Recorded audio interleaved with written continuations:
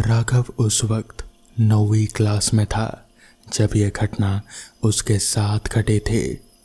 उसने आज तक इस घटना को किसी को भी बताने की हिम्मत नहीं की। इसके बारे में सिर्फ उसका दोस्त जानता है और जिस डर से वो दोनों गुजरे थे, कोई और होता तो पता नहीं क्या करता। राघव के पापा अखबार वाले थे। उनका रोज का काम था लोगों के घरों में अखबार देना। राघव को गाने का बड़ा शौक था। एक बार पतझड़ की छुट्टियां थी। राघव के पापा ने उसे कहा कि छुट्टियों में तुम मेरी जगह काम कर लिया करो। राघव ने भी पापा की बात मानकर काम शुरू कर दिया। राघव काम के बाद बहुत थक जाता था क्योंकि गांव से शहर बहुत दूर था, इसलिए जंगल की ओर से जाना पड़ता था। हर तरफ सूखी पत्तियां पड़ी रहती थी। साइकिल के चक्के के नीचे आकर पत्तियां चड़मड़ाने की आवाज करती। राघव रोज बहुत सारे घरों में पेपर बांटता था, लेकिन जंगल के रास्ते में एक घर पड़ता था। राघव रोज वहां पेपर देने जाता था और वहां से चला जाता था।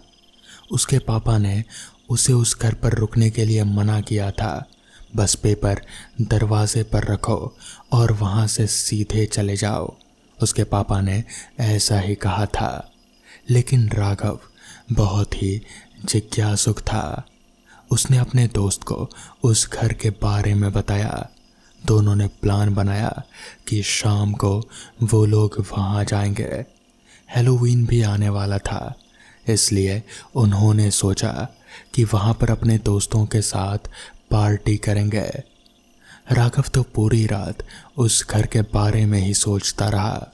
अगर उन्हें वहां कोई खजाना मिल गया तो, अगर उनका सामना किसी भूत प्रेत से हो गया तो। इन्हीं सवालों के साथ राघव को अगली सुबह का इंतजार था।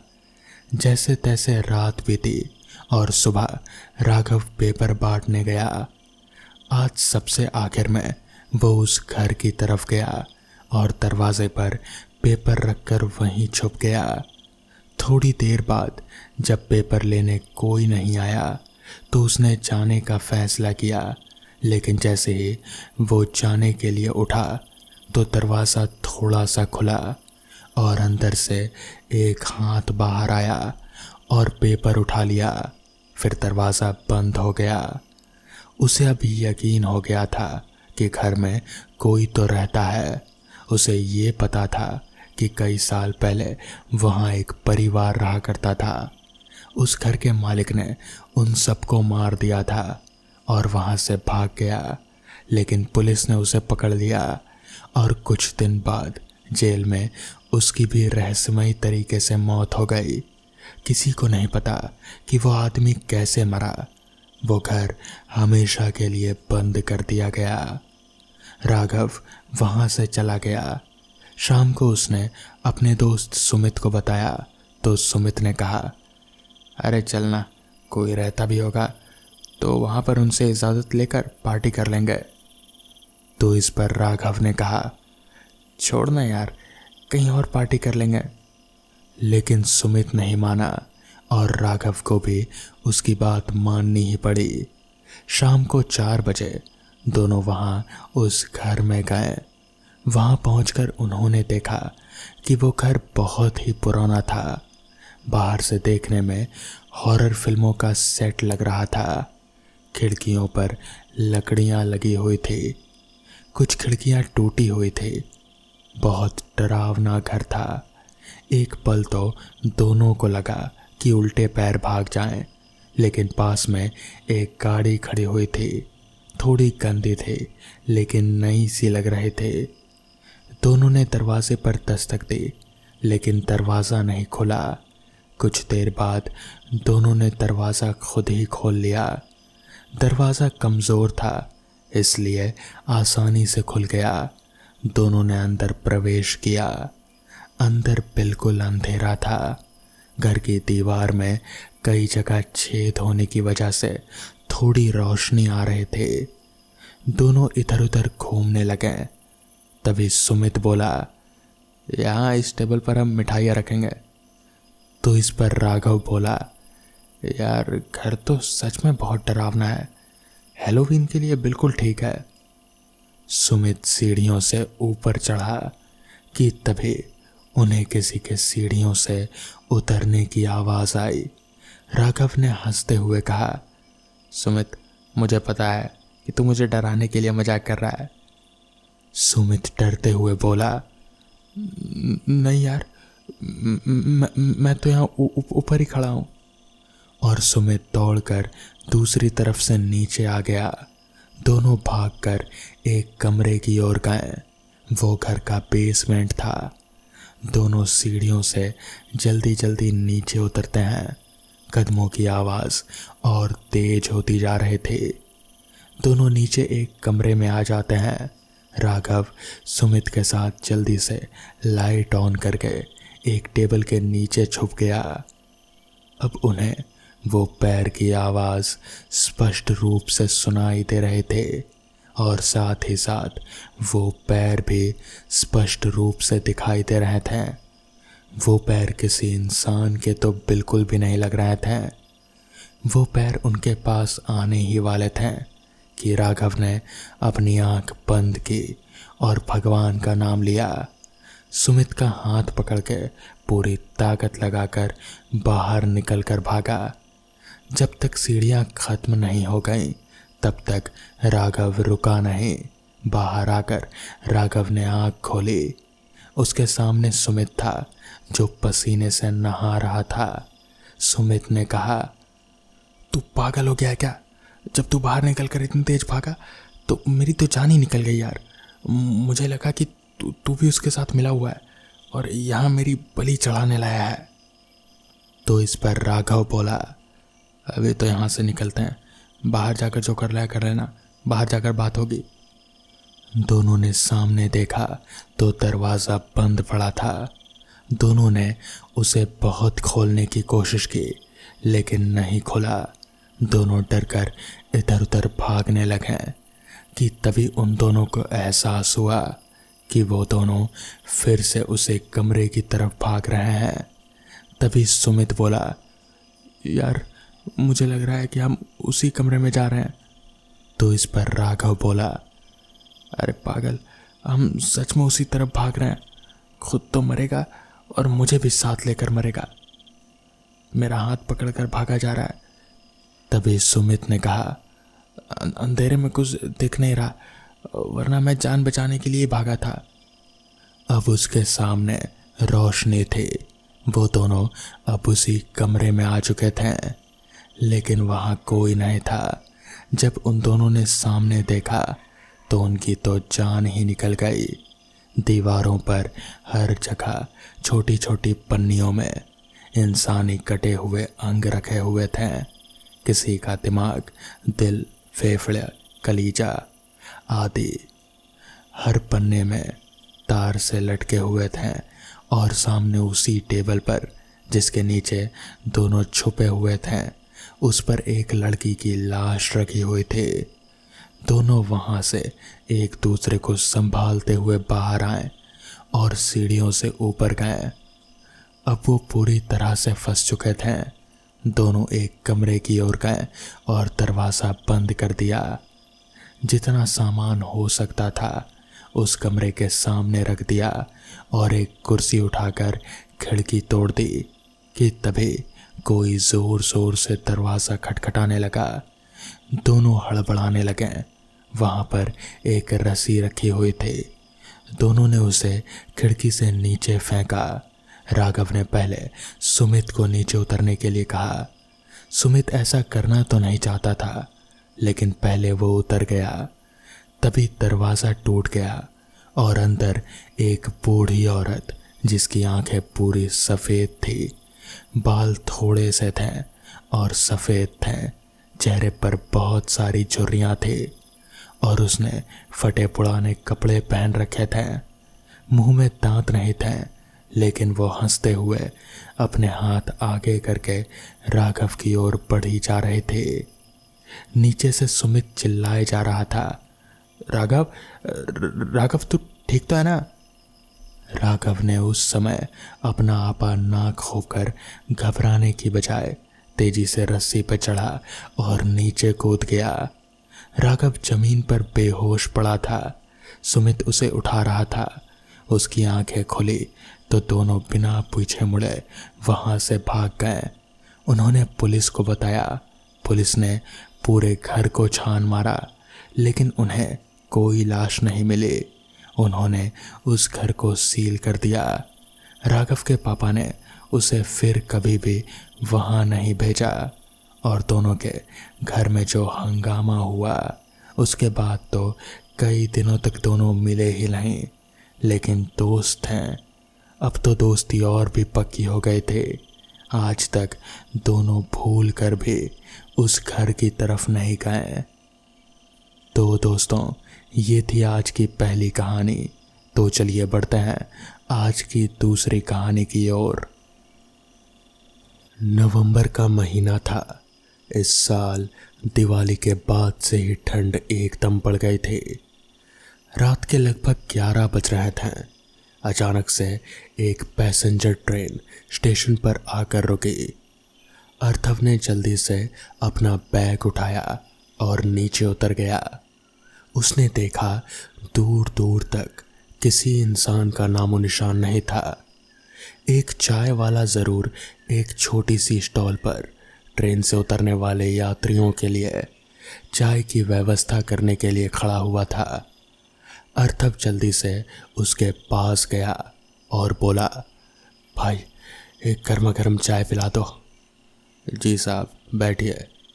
उसने कुर्सी की तरफ इशारा करते हुए कहा। अरे ठंड इतनी है, मुझे यहीं आग के पास खड़े रहने दो। उसने आग की गर्मी से अपने हाथ गर्म करते हुए कहा। जैसा आपकी मर्जी साहब। कहाँ से आए हो और कहाँ जा रहे हो? रतलाम से आया हूँ और इस गांव में अपने एक दोस्त से मिलने आया हूँ। अच्छा, तो आपका दोस्त आपको लेने आ रहा होगा? अरे नहीं, उसे तो पता भी नहीं है कि मैं आ रहा हूँ। तो फिर आप उसके घर कैसे जाएंगे? गांव यहाँ से 5 किलोमीटर दूर है और रास्ता बहुत ख़राब है। इस समय जाने के लिए कोई साधन भी नहीं मिलेगा। अरे नहीं, ये मैंने क्या कर दिया, मुझे बता कर आना चाहिए था। मम्मी पापा ने मुझे बहुत रोका था, पर मैंने उनकी बात ही नहीं मानी। मैं उस दोस्त के कॉल करता हूँ, शायद वो आ जाए। साहब, आपको अपने बड़े बुजुर्गों की बात मान लेनी चाहिए। अब कोई फ़ायदा नहीं। गांव में किसी के भी मोबाइल कंपनी में टावर नहीं है। गांव के लोग यहाँ आकर ही बात करते हैं सबसे। तो क्या पैदल भी नहीं जा सकते हैं? नहीं, रास्ते में बहुत घना जंगल है। आपका जाना सही नहीं होगा साहब। उसने चाय का कप पकड़ाते हुए कहा। उसने अपना सिर पकड़ लिया। उसने कितनी बड़ी मूर्खता की है। दोस्त को सरप्राइज देने के चक्कर में वो खुद परेशानी में फंस गया। उसने चाय वाले से कहा, भैया अब आप ही कुछ बताओ, मैं क्या करूं? चाय वाले ने अपने गैस को बंद करते हुए कहा, इतनी रात में आपको कोई साधन नहीं मिलेगा और ना ही इस समय आपका गांव में पहुंचना मुमकिन है। आप ऐसा करो, आज रात यहीं रुक जाइए, सुबह होते ही निकल जाइएगा। तो क्या यहाँ आसपास रुकने का कोई इंतज़ाम है? हाँ साहब, एक धर्मशाला ज़रूर है, पर पता नहीं वो भी खुला होगा या बंद। अगर आप शायद 11:30 बजे तक वहाँ पहुँच जाएं तो हो सकता है कि कोई कमरा मिल जाए। हाँ मुझे बताइए, मैं चला जाता हूँ, वक्त बर्बाद करने का कोई फ़ायदा नहीं है। अर्थव ने अपनी घड़ी में समय देखते हुए कहा, जिसके कांटे 11:20 का समय बता रहे थे। रेलवे स्टेशन से बाहर निकलते ही दाहिनी ओर एक पहली सड़क पर पहली गली में ही धर्मशाला है, चाय वाले ने बताया। चाय के कप में बची हुई चाय को गले से उतारते हुए उसने अपना बैग उठाया और रेलवे स्टेशन से बाहर आकर धर्मशाला के रास्ते में बढ़ने लगा। चाय वाले ने अर्थव को जाते हुए देखा और उसके चेहरे पर एक कुटिल मुस्कान आ गई। तभी रास्ते में उसे एक बच्चा दिखा। बच्चे ने हाथ से बाएं का इशारा किया, या फिर शायद आगे नहीं जाने का इशारा किया। वो कुछ समझ नहीं पाया। पर एक बच्चा इतनी रात में सड़क पर क्यों था, इस बारे में उसने सोचा नहीं। और तब उस छोटे से रेलवे स्टेशन के पास बनी एक छोटी सी पुरानी धर्मशाला के एक कमरे में लेटा हुआ था। सफ़र में वो बहुत थक चुका था, इसलिए बिस्तर पर लेटते ही उसे नींद आ चुकी थी। अचानक से रात में किसी के चलने की आहट से उसकी नींद खुली। कमरे में एकदम घना अंधेरा था, शायद बिजली जा रही थी। उसने जल्दी से अपना मोबाइल उठाया और उसकी फ्लैशलाइट जलाई। उसने देखा सामने वाली खिड़की के कांच से कोई उसकी तरफ झांक रहा था। वो तुरंत चिल्लाया, कौन है वहाँ? और दौड़कर उस तरफ आया। पर जब तक वो खिड़की की तरफ आया, वहां से वो गायब हो चुका था। कुछ ही पल में फिर बिजली आ गई। उसने खिड़की से बाहर झांकने की कोशिश की, पर अचानक उसे धर्मशाला के मालिक की बात याद आ गई। तुम यहाँ नए हो इसलिए बता रहा हूँ, रात में चुपचाप सो जाना और सुबह ही अपना बिस्तर छोड़ना। बाहर से किसी की भी कोई भी आवाज़ आए, चाहे कोई भी शोर हो, कोई चिल्लाए मदद के लिए या फिर कुछ भी, बस कमरे से बाहर मत आना और ना ही खिड़की खोलना। वो उसका कारण पूछता उससे पहले ही वो खुद कमरे में सोने चला गया। वो खिड़की बंद करने जा ही रहा था कि अचानक से उसे किसी के रोने की आवाज़ आई। उसे याद आया कि अक्सर भूतिया फिल्मों और कहानियों में ऐसा ही होता है। ये एक तरह का छलावा होता है, पर वो इन बातों में विश्वास नहीं करता था। उसने धीरे से खिड़की खोली। इसी दौरान खिड़की पर बंधा हुआ कलावा नीचे गिर गया और खिड़की से बाहर झांका उसने तो उसे धर्मशाला के कुएं के पास एक लड़की बैठी बैठी रोती हुई नजर आई। पर कहीं ये कोई छलावा ना हो, ये सोचकर उसने खिड़की बंद कर ली और आकर रजाई में लेट गया। अचानक से एक तेज हवा का झोंका आया और खिड़की फिर से खुल गई, पर उसकी हिम्मत नहीं हुई कि वो फिर से खिड़की बंद करने जाए। उसे अब नींद भी नहीं आ रही थी। रात के 2 बज चुके थे। वो रजाई में घुसकर मोबाइल चला रहा था। पास से झिंगुर की आवाज़ आ रही थी। अंधेरे कमरे में केवल उसके मोबाइल की रोशनी, कभी कभार कोई मच्छर उसके कानों के आसपास घूमकर उसे परेशान करता। अचानक से उसे महसूस हुआ कि उसकी रजाई के कोने के पैरों की तरफ कोई खड़ा हुआ है। उसने जल्दी से मोबाइल हटाकर देखा, पर वहाँ कोई नहीं था। उसने रजाई से मुंह ढक लिया और रजाई के अंदर मोबाइल चलाने लगा। पर अचानक से उसे एहसास हुआ कि उसकी रजाई में पैरों की तरफ कोई है। उसने मोबाइल से रजाई के नीचे की तरफ देखा और उसका दिल जोरों से धड़कने लगा। उसके पैरों के नीचे एक लड़की का सिर था। वो जोर से चिल्लाया। उसने जल्दी से अपनी रजाई हटाकर बिस्तर से नीचे फेंक दी, पर वहाँ कोई नहीं था और जल्दी से कमरे की लाइट जलाई। उसने देखा कि रजाई को जहाँ ज़मीन पर उसने फेंका था, वहाँ ऐसा महसूस हो रहा था कि जैसे रजाई के अंदर कोई हो। उसने डरते हुए कहा, मुझे पता है कमरे में कोई है जो मुझे डराने की कोशिश कर रहा है। उठो, कौन हो तुम?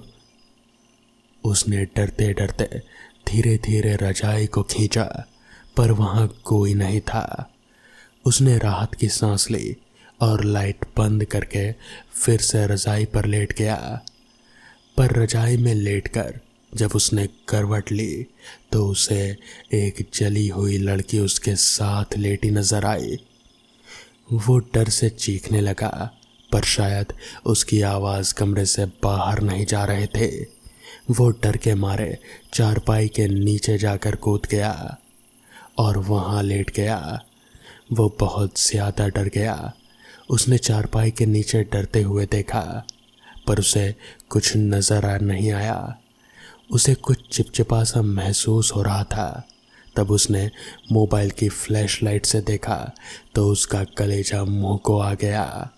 नीचे किसी की जली हुई लाश पड़ी थी और वो चिपचिपी चीज़ किसी का खून थी। एक बार वो चिल्लाया और जल्दी से भागता हुआ दरवाजे के पास गया। दरवाज़ा बंद था। उसने पूरी ताकत लगाने के बाद भी दरवाज़ा नहीं खुला। अचानक से वो रजाई बिस्तर से अलग हो गई और खड़ी हो गई। तब अर्तव खिड़की से बाहर की तरफ कूदा। वहाँ कूदते ही उसने देखा कि वहाँ बहुत सी आत्माएं भटक रही हैं। वो सब भी उसकी तरफ बढ़ने लगी। वो उनसे बचने के लिए धर्मशाला के मालिक की तरफ भागा, पर उसने दरवाज़ा नहीं खोला। तब वो उसकी खिड़की की तरफ गया। उसने चिल्लाते हुए कहा, मैं मर जाऊंगा, मुझे बचा लो। ये लोग कौन है? मुझे बचा लो। धर्मशाला के मालिक ने खिड़की पर आकर कहा, तुम्हारी मौत तो उसी समय लिखी जा चुकी थी जब उस चाय वाले ने तुम्हें इस शैतानों की बस्ती में यहाँ पर ठहरने के लिए कहा। पर मैंने तुम्हें बचाने की कोशिश की थी, चेतावनी दी थी, तुम्हारी खिड़की दरवाजे पर कलावा बांधा, लेकिन तुमने मेरी बात नहीं मानी और खिड़की खोल दी। उसी का नतीजा है। बड़े बुजुर्गों की बात हमेशा सुननी चाहिए। और वो कमरे की लाइट बुझाकर सो गया। अर्तव ने देखा एक साथ बहुत सारी आत्माएं उसकी तरफ आ रहे थे। वो उनसे बचकर भागना चाह रहा था, मगर वो ऐसा कर नहीं पा रहा था। वो आत्माएं उसे कुएं की तरफ ले गए और उसे अपने साथ ले जाकर एकदम से धक्का दे दिया। मरने से पहले उसने देखा उसमें उसी की तरह ही और भी कई सारे यात्रियों का कंकाल पड़े हुए थे। वो कुछ सोच पाता उससे पहले ही सभी शैतानी आत्माओं ने मिलकर उसके शरीर को नोच खाया। अगली रात अर्तव की आत्मा भी उनके साथ ही किसी नई यात्री का इंतज़ार कर रहे थे। और इधर चाय वाला एक और शख्स को उस धर्मशाला के बारे में बता रहा था।